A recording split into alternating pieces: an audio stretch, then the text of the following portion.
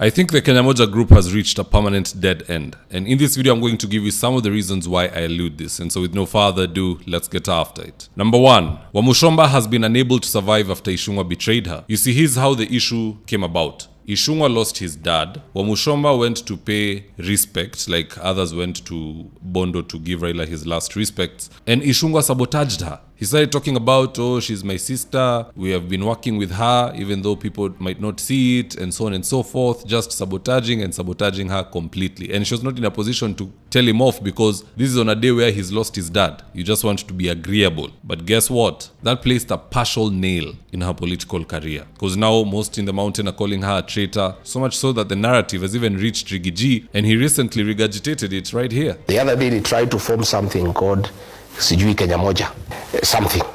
But, you know, God is gracious to the people of Kenya. Before we could go far, one of the people who was pushing that thing was unmasked by a lot of people saying this is one of our own. We are the ones who have sent her to spy for the opposition. It died. That is what will happen. Now, the fortunate thing for Wamusha is that all is not lost. She's a very likable leader, one of my personal favorites, to be honest, and I believe she can bounce back. Bora asikae katikati na asikae kwa kasongo. Second reason why Kenya Moja group is in tatters is because of ongoing beef between Babu, Owino and Cabeb Amisi. And it all started on Obina TV, where Cabeb Amisi was asked why he doesn't build roads in his constituency, and in his flimsy response, he decided to drag Babu Owino through the mud.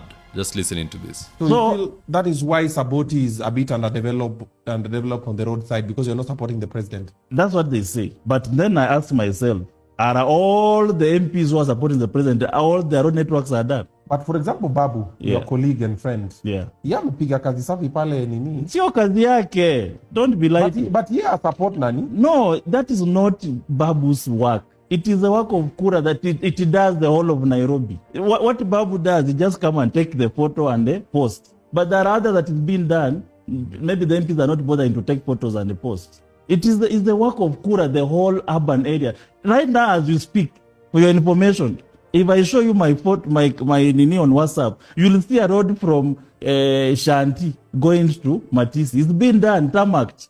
Have I posted it? Because it's not my road. That is road that is being done by Kura. But if I was Babu, I'll come and post, look what I've done. No, I'm not that way. My work is specified. And this is what Babu Owino had to say in response. Mheshimiwa, we thought Cabeb Amisi is your friend. Yesterday, while at Obina show, he was talking about the roads and the development that you are doing at Embakasi East, saying that they are development done by national government. What's your response to that? You know, you guys, journalists, you really read a lot into things. But anyway, now that you've asked it, I want to tell you that I also thought that Cabeb Amisi is my friend. But anyway, it is another bitter soul detected. And I want to advise you that bitterness is like swallowing poison and expecting the other person to die. I want to tell you clearly that if the national government was doing roads in Embakasi East constituency, as Mheshimiwa Cabeb is claiming, how comes the same national government is not doing roads in his constituency or other constituencies for that matter? Any road, any project that the national government has always done, they always post. There is no single road from Embakasi East that they posted. Babu Owino has been keeping checks and balances on the excesses of the national government. And that is why the national government, why would it opt to come and bring development in a constituency where a member of parliament constantly opposes them, and opposing objectively for that matter? Now you can just do the math. In a group of 4 politicians, 2 of them are already beefing. They are not on the same page. How then can that group survive? Although on this one, I would personally fault Cabeb Amisi. You see, Cabeb is the area MP of Saboti constituency, where I just so happen to come from. Even if, and I can tell you for a fact, even if you get a visa and you go to America for 10 years and you come back, nothing will have changed. There is no new overpass, underpass, you know, a new route here and there that will confuse you. Upaka unauliza locals, nikienda pale napitia wapi? There's nothing like that. You know all roads like the back of your hand. So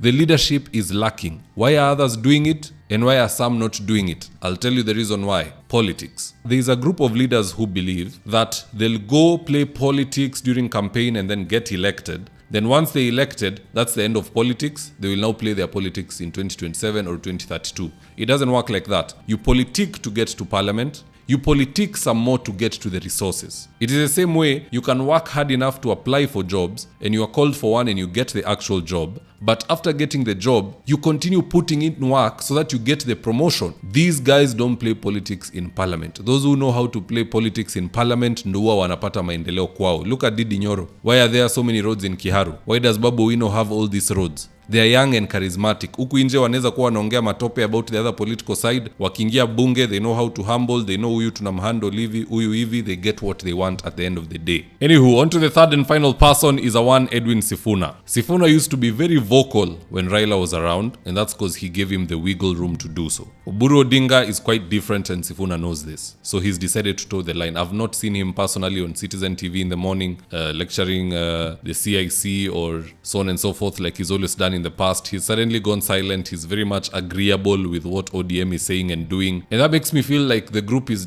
disbanded. You know, ile tunaita DDR for those who did international relations. Disarmament, demobilization, and reintegration. They have reintegrated back to their previous environment. You know what that does? It leaves space for another group to crop up and fill it. And this group most likely will consist of the rejects from DCP and the rejects from Ipande broad-based. They will come together and form something as we have seen in past governments. This current group that we saw of Kenya Moja, they were people who were just, I believe it was a group meant to protest. Sifuna was protesting hii mambo ya kuingia broad-based. Babu Owino was protesting the way he was mistreated kwa mambo ya ticket. But now Oburu has straightened out those things. I believe now they're okay. So that's that. Hiyo kikundi ni kama imekufa. But what say you guys? Do drop me your comments in the comment section below. And I'll do my best to read them and to give you a response. And that is today's ad of the day. If you're in need of electrical wiring, solar installation, or electrical fittings such as strip lights, snake lights, downlighters, or chandeliers, contact Engineer Wycliffe at 0707 476602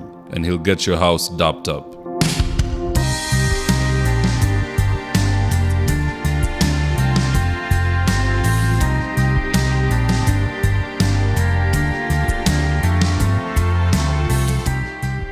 Now, if you're here for the first time, please go on and hit the subscribe button. And if you're watching for a different platform, just head on over to YouTube, search for David Wafula. Hit the subscribe button, you're going to be getting a ton of content of this nature. If politics is something you're passionate about, this is definitely the one channel that you really, really need to subscribe to.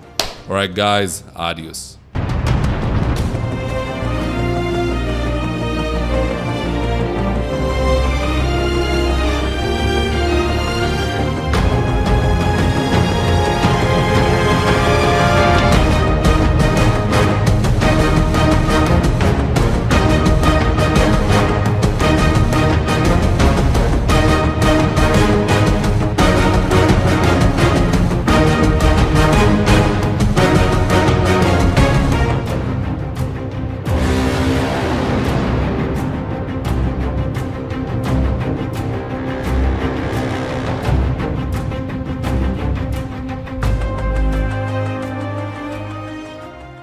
Thank you for choosing David Wafula as your primary news platform. We put countless hours in research, recording, and editing. By showing up each and every day to watch our videos, you encourage us to generate more videos for the viewers. We are on a mission to inform, educate, and build a better tomorrow. To our thousands of followers in a world full of presidents, kings, and queens, you are the real gem. Adios.